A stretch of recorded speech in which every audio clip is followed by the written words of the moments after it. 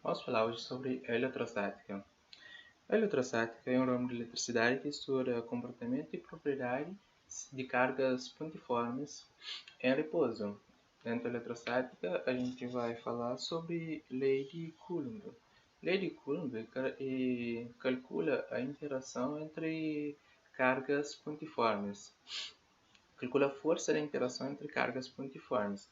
Ela foi formulada pelo cientista francês Coulomb em 1785, usando essa balança aqui de torção, na qual possibilitou ele o cálculo da força de interação entre as cargas pontiformes. Mas antes disso, a gente precisa saber o que são cargas pontiformes e como que elas se comportam na presença de outras cargas pontiformes. Aqui no caso temos uma carga pontiforme, aqui outra carga pontiforme. Mas o que é uma carga pontiforme? Carga pontiforme são cargas localizadas em um corpo cujo os tamanhos são desprezíveis em relação à distância entre ele e outra carga pontiforme, ou seja, ele é apenas um ponto, é muito pequeno mesmo. Como provavelmente vocês já sabem, carga de mesmo sinal, aqui no caso temos próton com próton, ele apresenta uma força elétrica de repulsão. Aqui também elétron apresenta uma força elétrica de repulsão. Enquanto que aqui temos carga de sinais contrários, a força elétrica é de atração, conforme podem ver aqui no vetor.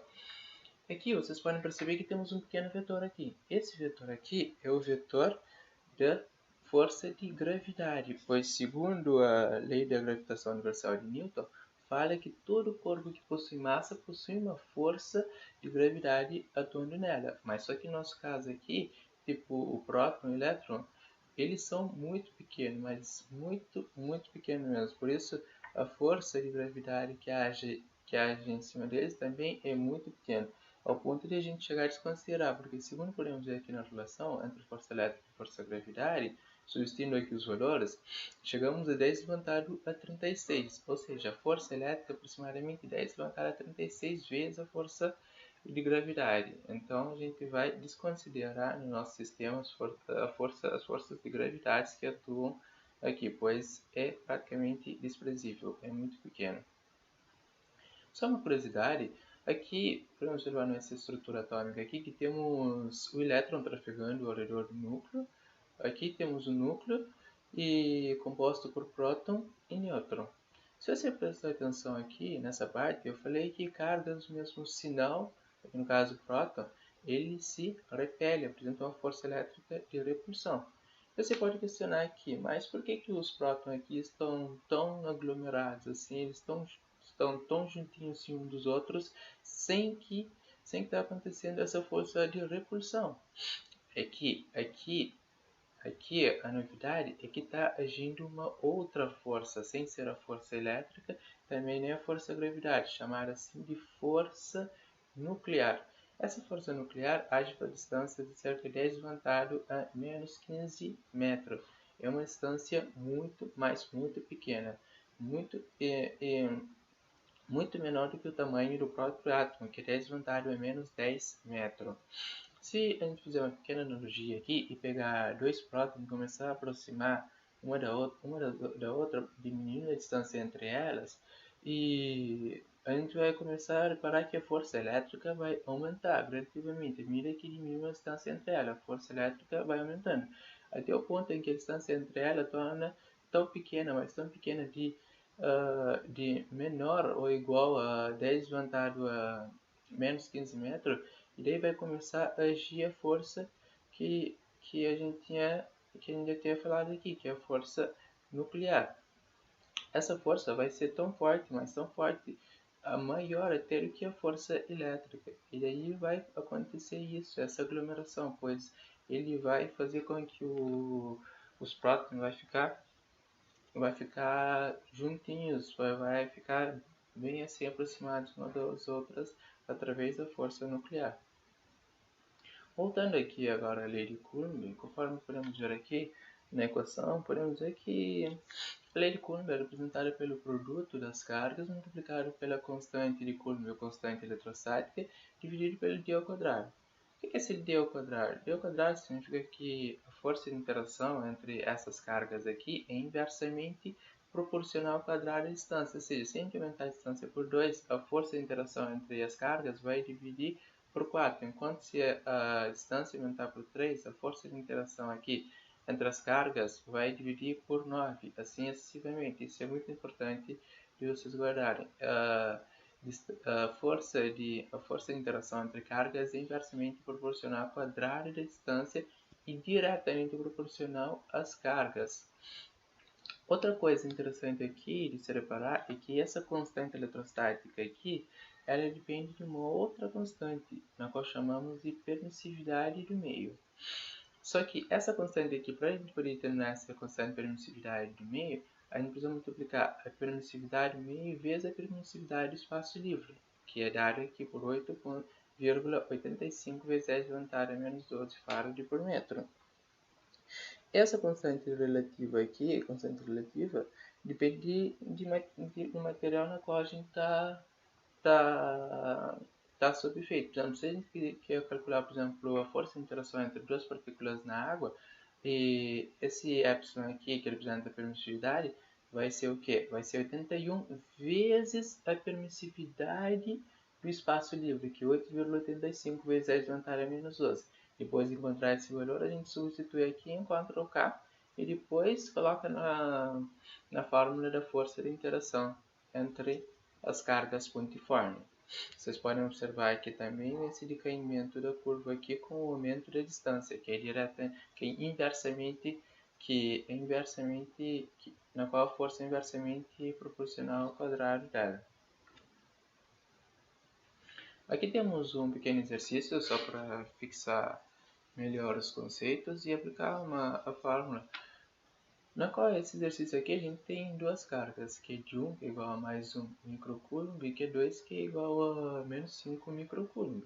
Vamos fazer o desenho aqui e vocês podem observar que a gente tem esse FE aqui e o menos FE, pois a força aqui é a força de atração entre eles devido à diferença devido ao sinal oposto que existe aqui nas cargas Q de 1 e Q de 2.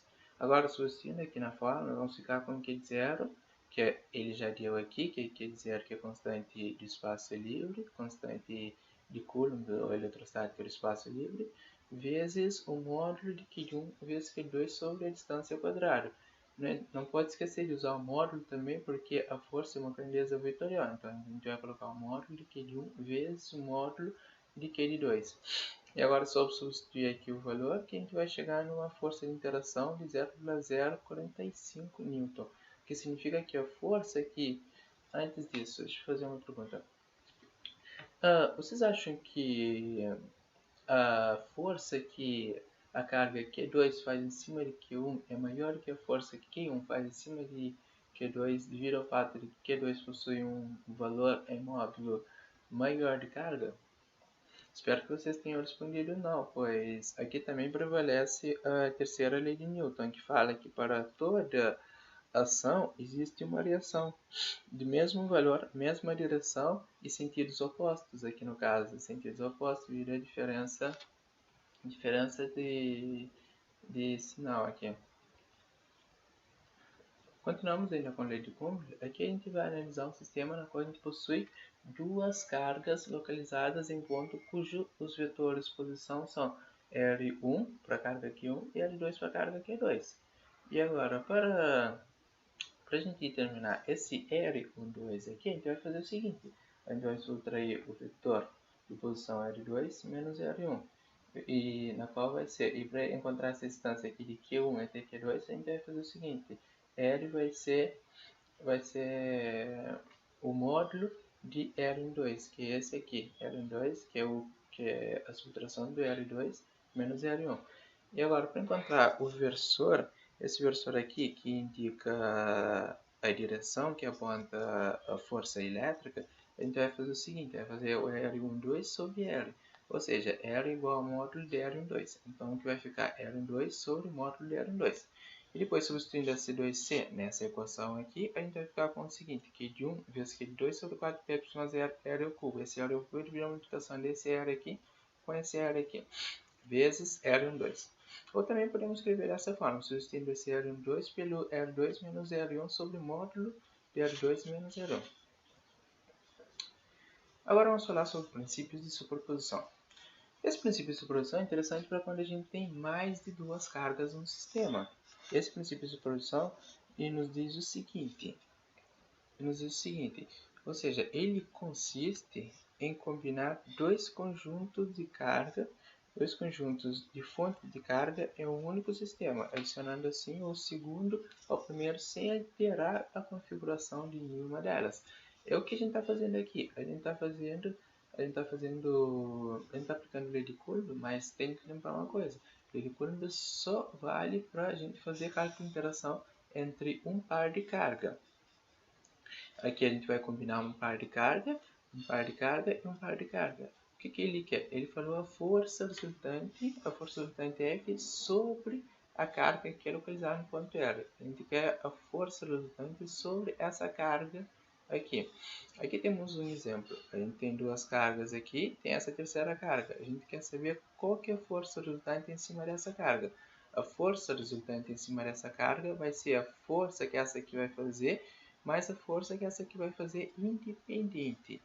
Ou seja, vai ser a soma vetorial das forças de Q de 1 mais a soma vetorial da força de Q de 2 independente. Na qual a gente vai chegar nessa expressão aqui. Força igual a Q é 4πε0 somatório e de Q R menos RK sobre R menos RK módulo ao cubo. Essa expressão aqui vai possibilitar a gente calcular a força de interação a partir de um sistema que a gente tenha várias cargas, mais de duas cargas, como por exemplo aqui. Aqui temos um exercício para a gente aplicar o princípio da superposição só para ficar melhor e ficar mais fácil a teoria agora a gente vai atrás. Duas cargas pontuais aqui no caso, 1 milicoulomb e menos 2 milicoulomb, são localizadas no espaço em 3, 2 e menos 1, menos 1 e 4 respectivamente. Agora a gente precisa calcular qual que é a força que essas duas cargas estão fazendo sobre essa terceira carga de 10 nanocoulomb, localizada nessa posição. O que a gente vai fazer? Primeiramente, a gente vai e vamos colocar isso aqui em evidência. Esse aqui que é a carga, vamos colocar essa carga aqui, que é a carga na qual a gente quer calcular a força resultante elétrica sobre ela, pois ela vai multiplicar tanto por Q de 1, tanto por Q de 2. Como a gente já tinha falado, a gente só pode aplicar a lei de Coulomb para um par de carga. Aqui vamos ter um par de carga e aqui vamos ter outra par de carga. E depois é só substituir os valores. E daí a gente vai chegar numa força que é igual a menos 6,507 Rx menos 3,817 Ry mais 7,506 Rz milNewton. Essa força aqui é a força resultante sobre esse ponto na qual está essa carga de 10 nanocoulomb, resultante da soma vetorial de essa carga aqui mais essa carga aqui. Então, é isso aqui que eu queria passar nesse vídeo aula. Aqui estão as referências na qual eu usei para fazer essa videoaula. Aqui tem as referências da imagem também. E qualquer dúvida é só postar nos comentários.